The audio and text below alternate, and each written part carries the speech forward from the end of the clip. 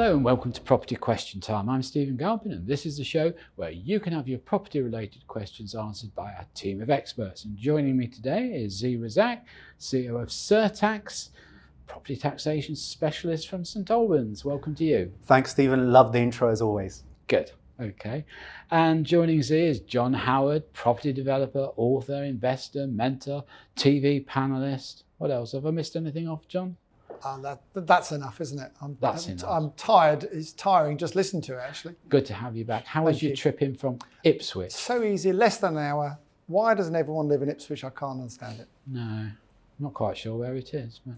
Well, you've been still invited for lunch that you haven't taken up my invitation. You know that. I'll start saving. Thank you. Okay. All right. Let's get on with the questioning and let's see who's going first. And it's Zee. I have recently developed a small project of 12 flats. I originally thought these would sell well, but they haven't. Can I turn them into an investment for my company?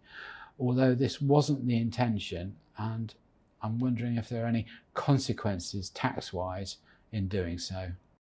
Fantastic question, a bit of a classic question, especially at this time.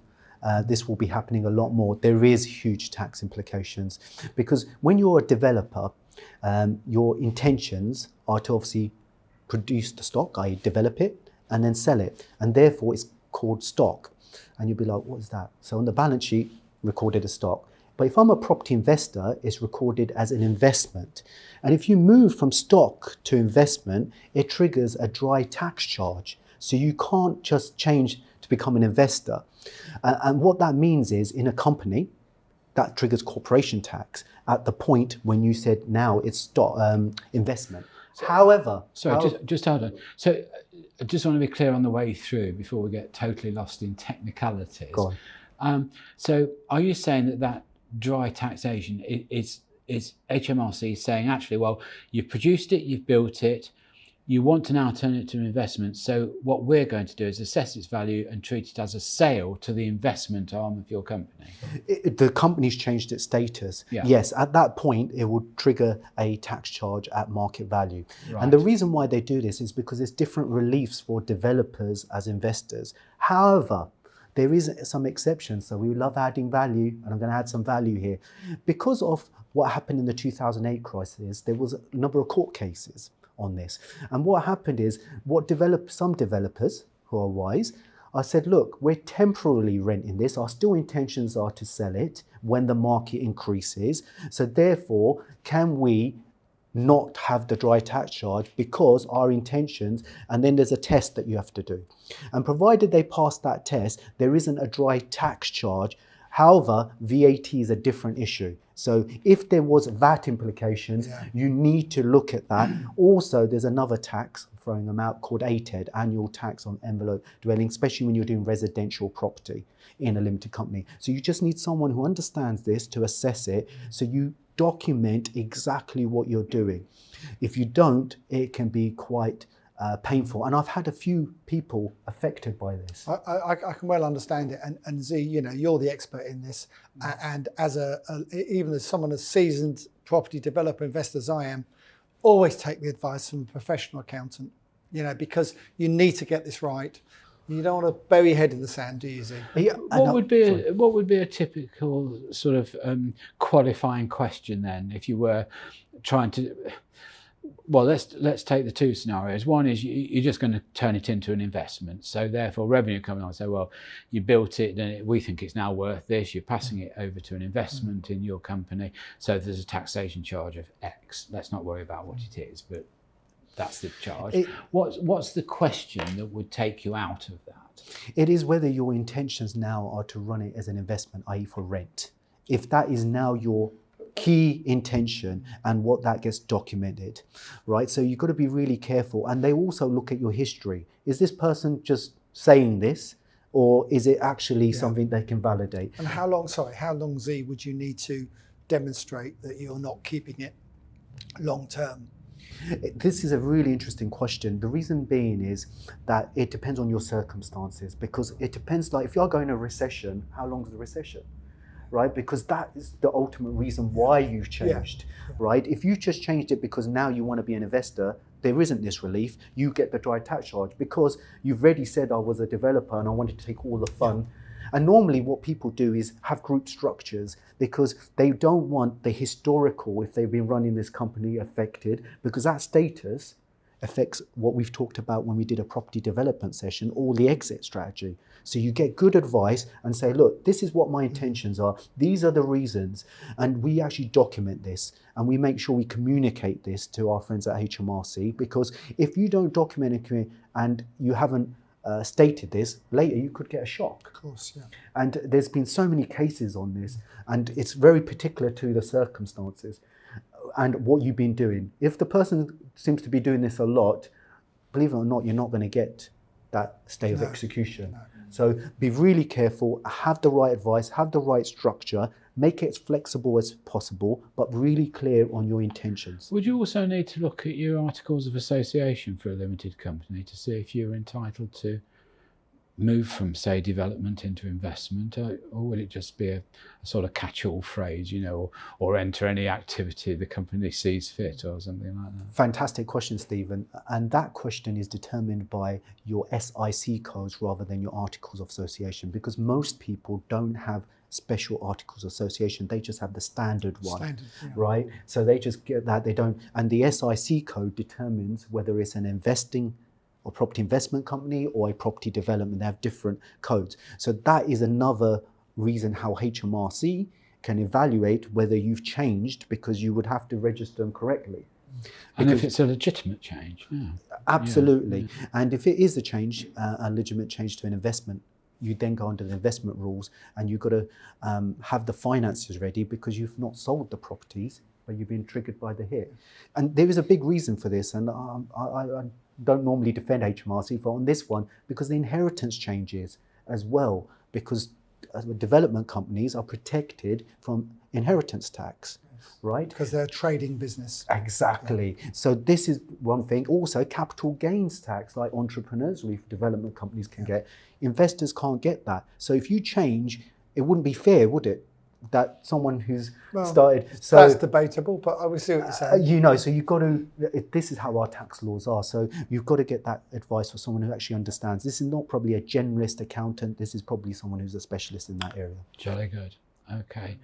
Well, Mr. Howard, we've got your question, and this is somebody who obviously holds you in very high regard. Well, that's nice. At least there's one person, Stephen. That's good, isn't it? We've got at least. Let's hear the question first, mind you. I've done that before, then found out the question was a bit of a trick. So I've said that before, yeah. Well, it proves two things. One is you're quite famous, and two, we've at least got one viewer. So there we are. Right. I'm a regular viewer of Property Question Time, and I've seen, in particular, one of your expert panel seems to invest and develop UK-wide. I'm referring to Mr. Howard.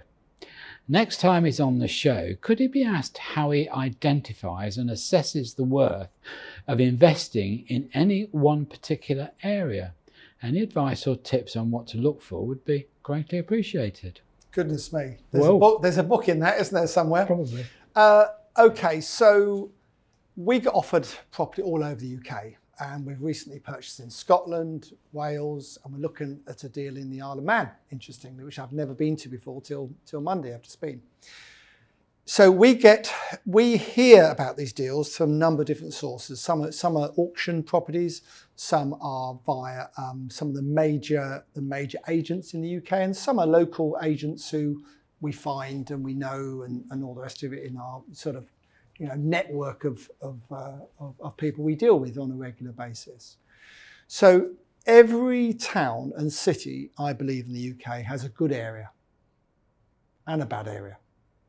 So we always try and find. So I'm not negative about where it is, what town or city in the country, or wherever it is in the country, whether it's Scotland, England, Wales, wherever. I'm not concerned about that. I'm concerned that it's in a good part of that town or city. Because I know if the market starts to get tough, I can still sell in a good area. In a bad area, in a tough market, you may not be able to sell, which actually goes back to the question you answered very, very well earlier, Zee. So I'm looking to always be able to trade out of any development I do. So that's the main thing. Position, 3 Ps. Okay, and you talk about good and bad areas. John, how much do you rely on your own gut feelings about things, and how much do you rely on, I'm going to say, the local agent? Well, of course, if you talk to young Alfie who works for us now, who was on property, won the property graduate, Alfie hardly talks to anyone. And I say to him, that's the modern way. Everything's done, online and research and so on. And he sends me reams of research. And I say, the crime record, school record, all these things which are interesting.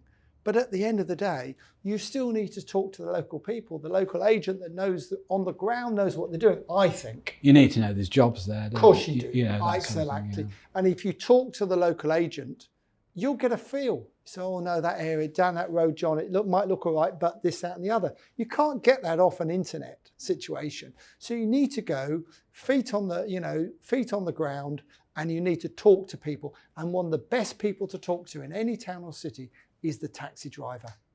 Get in a taxi, ask them to drive you around the town for 15 minutes, and you'll know more about that town than asking anybody. I think you're right, and we'll just finish this after the show. One little story from me is that I was advising on a great big development up in the northwest of London, and I think you're dead right about taxi drivers. I got the taxi driver to take me there. I got out of the car and he said, "You're brave coming here, mate." Exactly. Spot on. And I thought, I've got a problem here. Anyway, that's all we've got time for in this half of the show. So join me again after the break when we'll be asking John and Zee more of your questions.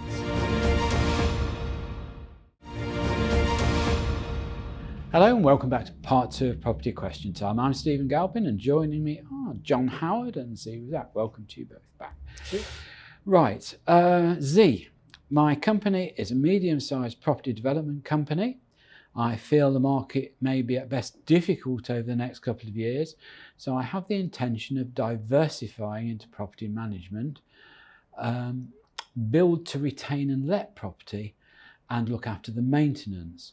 Would the experts recommend that I do this in my existing company, or perhaps create some kind of group structure? Really good question there. I think the key part of that was build, retain, and then maintain. And manage, yeah, very, very important, those few words, because that's actually got 2 different types of company in there. So you've got, 3, you've got property developer initially. Now you become a property investor, but also a letting agent. Letting agent, I would keep separate because that is a trading business. The property developer is a trading business. So that could be in one group, but the investment is not a trading business, an investment business. So you don't want to affect the tax of the group. What you want to do is split those up and take the maximum benefits of all the different things. Because as we know with property investment companies, the setup of it is so key. And we tend to propose something called a family investment company. The reason being is inheritance tax is a big issue, and capital gains tax. Whereas when you've got a trading business, those are not issues. So you would keep them separate, not to affect. The key is, how do you potentially borrow money and things like this between the 2 groups? That's why you have one group for the trading and then potentially one group for the investment companies, because that can loan money without affecting the group. Right. So these are the things you have to think about when you're doing this, because I know I've whistled through quite a bit there. But it's separating these. You have a bit, because what I'm just thinking about, I'm putting a bank manager's hat on, and I'm saying, you're coming in here, you've created There aren't any bank managers anymore, well, by the way, Stephen. Well, you and I knew them, but not anymore. That's true. But no, so somebody looks at on the credit committee, right, and says, well, hold on a minute. All these 3 different entities, they're all the same director, it's all the same group. Yeah, common shareholding. You want to borrow money, so I want a guarantee from the group, right? So you say, okay, well, I'll do that. Does that then not compromise you with revenue when you try and claim that they're different? Really good question. This comes down to who's your representative. If you are going to the bank yourself without the understanding why you got these structures or the shareholding, right, I think you're being a bit naive. I hate to say this, because you're agreeing to something that you don't know the implications to. Right? I would have your advisor, normally your accountant, tax or business advisor, say, look, you've set these structures up and I understand there's benefits. Can you explain to my bank? It does help if your tax advisor understands banking. That always helps, right? You have to then explain to them, this is why we set this up. So when you lend money, you're lending it against the assets, right? So normally you would lend money against the property investment or the property development, right? So that's where they should be securing any charges correctly, and they probably may have a PG. Wouldn't they just have a sort of, what do they call it these days, fixed and floating charge over the whole lot? Over your group? Potentially, yes. But I would be really clear on what those charges are, because what you don't want is to negate the risk element, because that's one of the other benefits of splitting them more, because you're splitting the risk. And also, you don't want floating charges. With all due respect, different banks as well. There's a lot of benefit for having different banks for different companies. Yeah. You know, that's quite important. They don't like it, but that's tough. It's not their choice, it's your choice. But if you're fairly sizable, a lot of the banks today say, that's too big for our balance sheet, so you need to syndicate this, or you need to lay some of it off, don't they? Yeah, but you're talking about much bigger schemes than most of us will get involved in, to be honest with you. Well, I'm just talking about, you say that, John. I mean, just look at this building out of the window here. I mean, that's what I mean. That's £500 million, isn't it? You know, Stephen, we're not all in that league. So, you know, a lot of people that we deal with, and I deal with, and I am, and Zee are not in that league. No, but what we're talking about here is a structure which is going to give the impression of being a, you know, fully competent and reasonably sized business. Yes. Going to your bank to borrow money. And I just have a horrible feeling that they may push you into a situation I agree. that could compromise you with revenue. That's what I mean. I think it comes down to why you've done that. Because if you've got the right representation and the right advice, these are legitimate, well-known structures for property especially, because property is complex. And it comes down to, if you're going down to the high street and trying to get funding, most of them won't have the knowledge. As you mentioned earlier, bank managers, I get a few still coming to see me. Half of them on the credit committees won't know what you're talking about. And whenever there's more than one class of share, they are like that. But then you come down to why are you borrowing money? The money that you're borrowing for such a project like this is going to be quite totally different. And it comes down to the experience. Yeah. So if John went to borrow his money, or yourself, who have done some big developments, they can say, well, we know you've done a track record here, right? They are more likely, because they know it's in a safe pair of hands, right? You'll have the right advisors, because you won't necessarily be just talking. You would have your advisor saying, this is why we've done it. This is the reason. We've done this 100 times. You can verify or validate with our accountant certificates, whatever you need. Yeah. And that's the difference between having a specialist and a chartered accountant, so tax advisors, rather than someone who's not as competent in this field. And that's what you pay for, right? I guess so.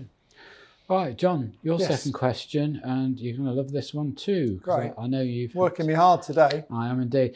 But I know you've had, you know, hands-on experience of this. The government seems to accept limited responsibility for the fitting of inappropriate or unsafe cladding to buildings, caused, they say, by the issuance of ambiguous regulations. Now, I see Mr. Gove was very quick to qualify that and said not just the Conservatives, it happened in Mr. Blair's government before us too. Yeah. So I'll get that one in for you before you try and qualify.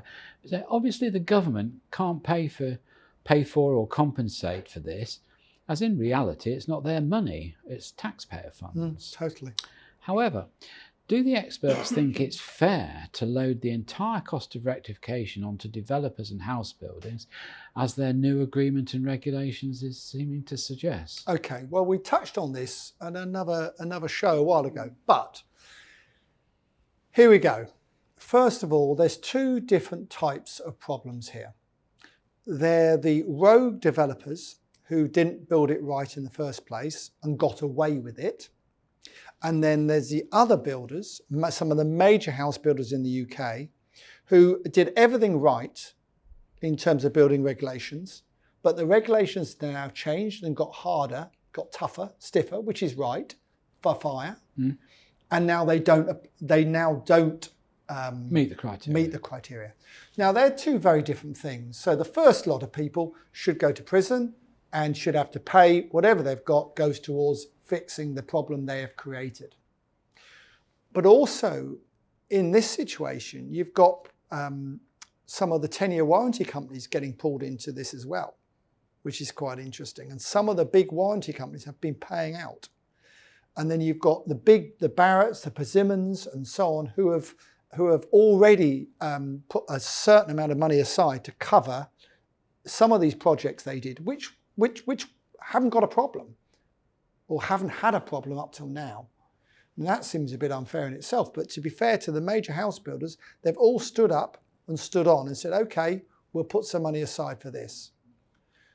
The difficulty is the ones, and we touched on this last time, who have perhaps done a development, then closed the company down and moved on. Because who's going to cover that? Who's going to cover those? The government have got a scheme which amounts to billions of pounds they're putting aside for anything over 5 stories or whatever, the 18 metres high, whatever the criteria is. But there's some lower than that they've got a problem as well, which doesn't, so that doesn't cover that. Now my thoughts, two things. One, there's this levy of 4 or 5%. Zee, you said what it was last time, I can't remember, 4 or 5%, for the very successful property developers to pay, which I think is pretty unfair in itself. But also, I spoke to a major house builder recently, and I was talking to him about this. He's MD of the company, and he went, we've already got, all of us have got together, all the major boys and girls, and talking to top lawyers, because they're not going to put up with it. Why should they? They've already made a contribution. You know, it's just not fair. But it's also not fair on the residents having to pay properly either. No.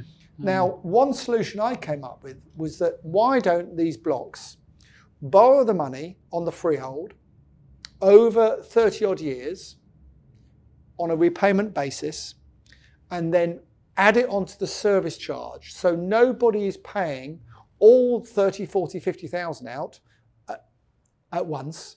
But it means the properties can be sold, because that's half the problem. They can't be sold because they're not mortgageable. That way they'd be mortgageable because everything is in place. There's a certain amount of the service charge that goes towards paying the loan off, having all the work done. But that's a far more sensible way of doing it, maybe over 50 years. But that's a much more sensible, fairer way of doing it for everyone. I also see the problem though, John. I mean, you're right. I think there are two classifications. I think the normal good house builder will always make provisions for these things and will always try and keep their reputation. I would say so. But I mean, when you say that, then you don't really want to sort of point it at Grenfell in particular. But let's say you have a council that has authorised through its... And not only the council, you can say the fire officers as well. Well, yeah. You know, to be honest with you, they give a certificate every year on these buildings. Yeah. And their advice in certain cases has been wrong. Yeah. So I think everyone's at fault for this. It's not just the developers. It's not just... There's no silver bullet. There's no silver bullet for it. And I think, but Michael Gove is on a very, very dangerous wicket because the people he is trying to make pay are the same people that are going to help get to the government targets of 300,000 houses a year. Top 10 build 70% of the houses.